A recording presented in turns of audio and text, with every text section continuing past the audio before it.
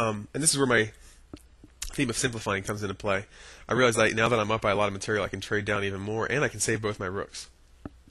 So I found this way out. I played queen a5 check, king to c8, and now I take this rook here. Now the key difference here is this king is on the back rank. So no matter how he recaptures here, I'm going to win some more material, or I'm going to trade down some more material. He chose to play rook takes, and I have rook a8 check. Only move here, and so as you can see, I'm simplifying even more. He played queen takes, and then I was able to play rook to f1, and now his nice looking silly down here, it didn't accomplish what it was supposed to accomplish. And he wasn't able to win back any more material. And now you notice the material advantage, 32 to 24 here. I've simplified when I was up material. Now when I made this queen, I had the option of playing queen takes here, and he would have played rook takes, and you can see I'm up by about a rook, or exactly. Is that right? I can't do the math. No, I'm up by 8. I'm sorry. So I'm up a rook and a piece, and this is obviously a big advantage here. But instead, because I played these tactics, I'm still up a rook and a piece, but I've traded off some other material, and I can save this pawn, this rook. So the difference of a rook and a piece here is it means much more now that I've traded down material. So this idea of simplifying when you're winning, we talked in a game before about trading down. If you watch my video on evaluating your position before and after a trade, it's not always good to trade down when you're up material. The position on the board matters as much or even more than material in any situation. You can be up by 2 queens and be checkmated, and so obviously the position on the board counts the most, not just the material. But in this situation, I recognized that after all the trades, my position was fine, and the material was definitely in my favor, in which case the trade is a good idea. So here I played rook to f1, and my opponent could resign at this point, but he wants to play it out. So he takes my bishop here, which is fine by me. Now that I'm up material, I'm happy to be trading down. So I'll keep making these trades all day if he wants. I'm not really sure what he's doing at this point. At this point, I figured he's probably trying to throw away the game. I saw a chance to trade queens over here, and so I took it. I knew he'd take my pawn here. Queen a5 check. Now if he moves his king, then I take and he takes b6, and this allows me to play queen a7. And now his only square is c7 or c8 because this is covered by my pawn. Check, and we trade anyways. So I forced the queen trade here, further simplifying the position.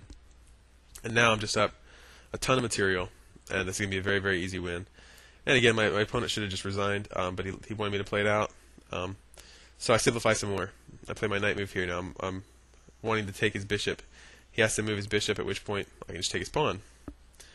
And now he wants to keep the pawn, so he plays bishop to e6.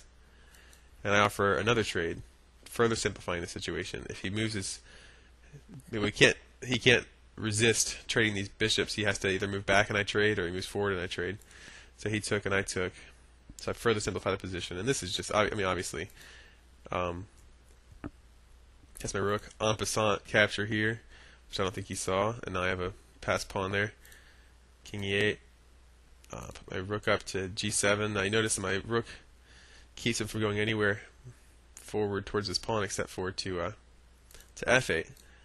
And I'll bring my knight in with a check, and I now have all of these squares covered, and he has to run his king away. f7 check, has to run away again. Queen, I check with the rook, discovery.